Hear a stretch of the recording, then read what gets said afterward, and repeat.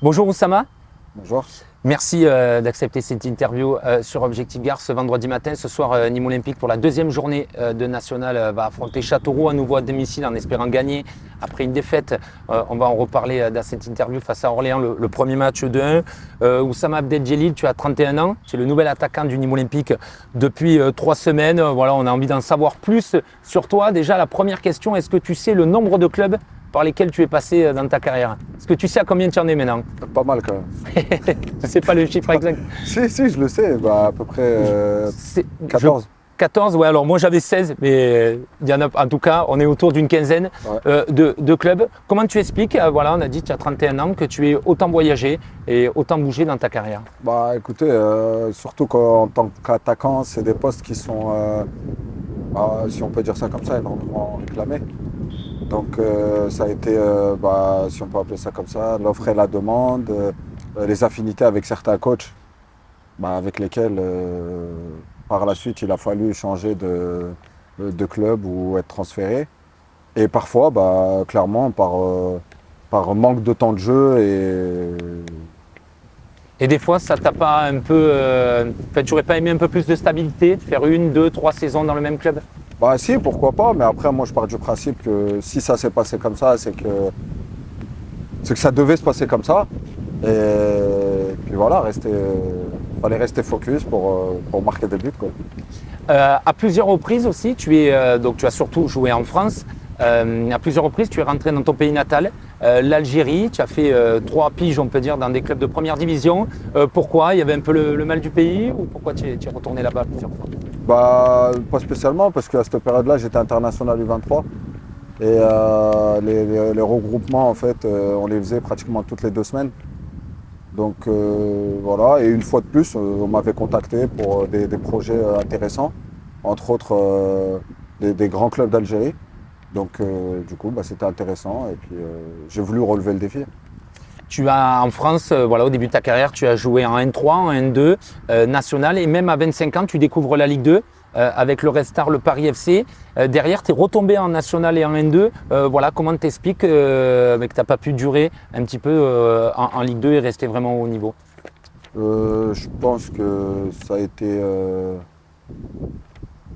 peut-être des mauvais choix à une certaine période de ma vie où il a fallu en quelque sorte faire des choix. J'aurais peut-être pu mieux gérer. Après, voilà, hein, c'est comme ça. Oui. C'est pas parce que un chapitre est mauvais que forcément l'histoire ne finit pas bien. Bon, l'histoire justement continue, nouveau chapitre dans ta carrière puisque tu as donc rejoint le Nîmes Olympique cet été. J'imagine que tu as dû avoir d'autres offres en national, voire peut-être plus haut, tu vas nous dire, mais pourquoi tu as choisi de venir ici? Pour être sincère avec vous, il y avait pas mal, vu que je sortais d'un dépôt de bilan, donc automatiquement j'étais libre. Il y avait pas mal d'offres en N1. Après, j'avais quelques Oui, en offres plus en tu avais N2. fait 28 matchs, marqué 6 buts avec Cholet, donc tu faisais partie des joueurs Voilà, après, attirants. pourquoi le choix du Nîmes Olympique? Parce que après avoir eu M. Larcier et le coach, j'ai senti un vrai intérêt, que ce soit me concernant et par rapport au projet qui m'a été présenté. Franchement, ça a tout de suite matché. Et puis, du moment où j'ai donné ma parole, je m'y suis tenu malgré certaines offres qui sont arrivées bien après que j'ai eu M. Larcier et le coach. Donc, et je regrette clairement pas mon choix. Le projet, c'était Sincèrement. quoi? Qu'est-ce qu'on t'a dit? Qu'est-ce qu'on t'a vendu? Écoutez, on m'a parlé de valeurs humaines, au-delà du footballistique. Ce sont des choses auxquelles j'accorde énormément d'importance. D'accord. Voilà, par mon éducation, par mes principes, par toutes ces choses-là. Et puis à travers le discours, que ce soit de Seb, que ce soit du coach, et ainsi que Formose et certains joueurs avec qui j'avais joué, euh, tous les feux étaient ouverts. Donc je me suis dit, c'est le moment, et puis j'ai relevé le défi, quoi. Quand tu regardes un peu dans le rétro, qu'est-ce que tu te dis? Voilà, tu as 31 ans, tu as pas mal voyagé, on en a parlé, tu as la chance de vivre encore du foot, d'être en national. Qu'est-ce que tu tires un peu comme leçon de tout ça? J'ai énormément appris. J'ai énormément appris, autant footballistiquement que humainement.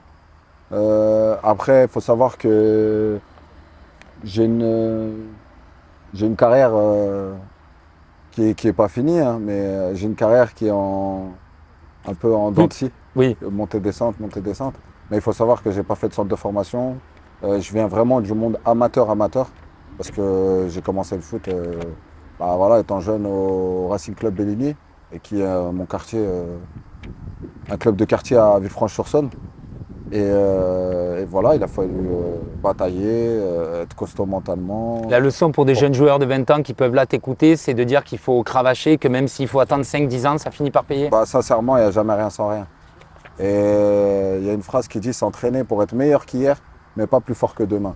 Et je pense que ça peut servir à énormément de monde. Et on peut la retourner dans, dans tous les sens. Parce que même au quotidien, pour la vie de tous les jours, bah, vaut mieux être meilleur qu'hier, mais pas meilleur que le lendemain, quoi. Ouais, c'est un peu Pour cet adage aussi qui t'a aidé à… progresser. Et après, s'il y a une chose au-delà du travail qui est essentiel, quotidien, je pense que le mental, il faut être costaud mentalement. Parce que pour moi en tout cas, c'est 90% du travail. Parce que si on n'est pas prêt à cravacher, à aller à la guerre, même si parfois ça ne marche pas réellement comme on le voudrait, et puis on prend clairement un stop, il va falloir puiser mentalement pour se réveiller le lendemain et se dire bon, cette fois-ci, ça c'est pas passé. J'y retourne, je remets les bouchées doubles et on verra la prochaine fois, quoi. Oui, malgré les obstacles, voilà, tu n'as jamais rien lâché et aujourd'hui, ça t'a permis de te forger un peu ce mental, ce caractère. On en a parlé, il y a eu la défaite au premier match. Malgré ça, pour ton premier match avec Nîmes, tu as marqué. Est-ce que sur le plan personnel, on peut quand même parler de début réussi? En fait, c'est peut-être que vous voyez ça comme ça parce que vous voyez que le but. Et comme j'ai pu le dire auparavant, je ne suis pas axé que sur le but. Et comme j'ai pu le dire, j'aurais préféré, je suis énormément satisfait de pouvoir marquer, etc. Ça, c'est pas un souci. Mais j'aurais limite préféré ne pas marquer, mais qu'on ait les 3 points.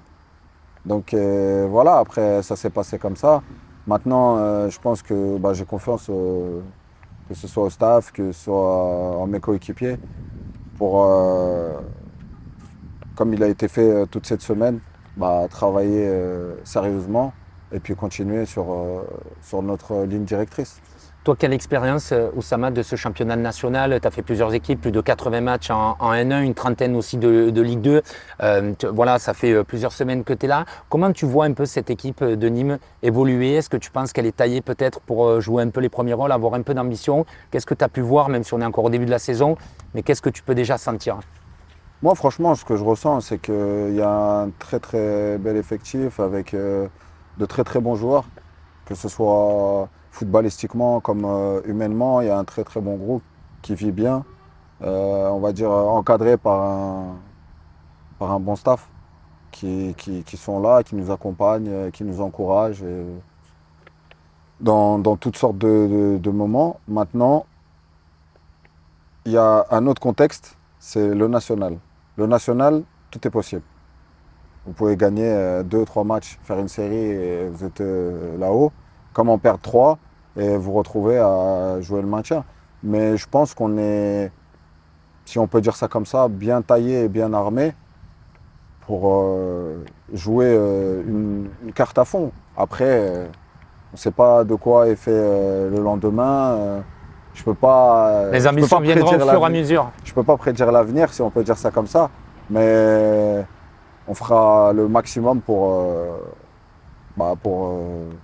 engranger le plus de points possible. Et oui, on l'a vu l'année dernière, notamment avec Cholet, Épinal, des équipes qui ont passé condamnées, qui ont gagné 2-3 matchs, qui étaient toujours pas loin de se maintenir, où c'était très serré, avec l'avantage qu'il n'y aura que 2 relégations au lieu de 6 l'année prochaine. Mais on espère évidemment que les Crocos joueront plus que le maintien. Tu as parlé du staff et le coach Adil Hermach, qui a la particularité d'avoir que 7 ans de plus que toi.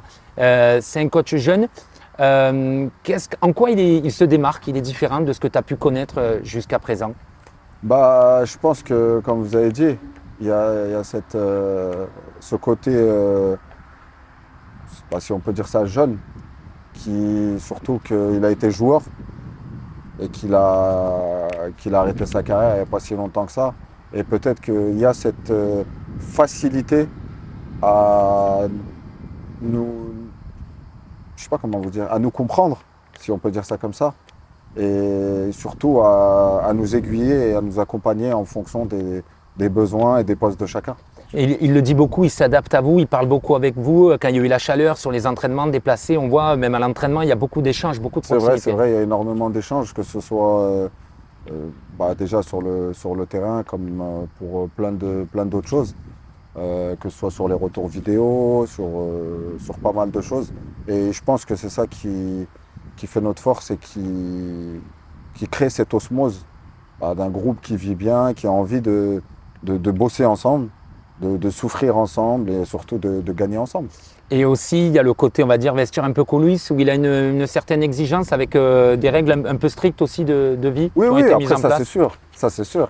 On va Mais dire, qui sont ce que tu avais déjà vu ou qui sont peut-être un peu plus strictes que ce que tu as pu connaître? Après, chaque coach, on va dire, a sa manière différente de gérer et toutes sont respectables. Concernant coach Adil, il y a des moments pour tout. Et ça, c'est.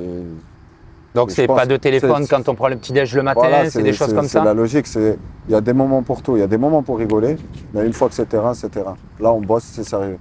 On rigole avant, on rigole après, mais jamais pendant. D'accord. En parlant de rigoler un peu, pour finir, est-ce que tu as eu droit à un bizutage? Alors, on avait Formose Mendy sur cette chaise la semaine dernière qui disait qu'à Nîmes, il y avait plusieurs choix, plusieurs options. Qu'est-ce que tu as dû faire? Il y a un discours obligatoire, c'est ça? Déjà, pour en revenir, Formose m'a fait passer dans le tunnel alors que je ne devais pas y aller. D'accord, donc le tunnel avec les petites pichenettes dans les oreilles, c'est ça? C'était pas des pichenettes. Ah, c'était des petites tapes. C'était des grosses tapes. Après, j'aurais droit me concernant, j'aurais droit à une chanson.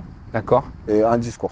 Ah oui, donc il y a un programme. La chanson, tu as fait ton choix déjà? Tu sais ce que tu vas chanter? Ouais, je pense, je vais chanter Cheb Khaled, Aïcha. Ah oui, d'accord, c'est bon, c'est déjà acté. Et ça va tomber sur un déplacement, non? Donc... Je pense, après, on attend c'est le capitaine qui s'occupe de ça. Ouais. Donc, Est-ce que en tant que joueur expérimenté, un peu plus âgé, est-ce que tu es un petit peu aussi, on sait que le capitaine c'est Formose, mais tu fais partie un peu des cadres du vestiaire. Est-ce que vous faites partie de quelques joueurs, peut-être un peu plus de relais de coach, un peu plus important, un peu plus impliqués dans la vie du vestiaire? Après, nous, moi franchement, je suis, comme vous dites, un peu plus âgé. On est un peu de la même génération avec Formose. Mais il n'y a pas de, comment vous dire, c'est chacun son rôle. Et après, sur le terrain, forcément, on va avoir plus cette facilité à emmener les gars avec nous, les conseiller sur certains faits de jeu, certaines actions, ces choses-là. Mais surtout qu'il y a pas mal de jeunes à qui tu peux conseiller aussi. Aider. Oui, voilà. Après, je pars du principe où c'est chacun son rôle, quoi. Donc, il n'y a pas de, c'est pas parce que je suis plus grand que j'ai plus le droit de faire ci ou de faire ça.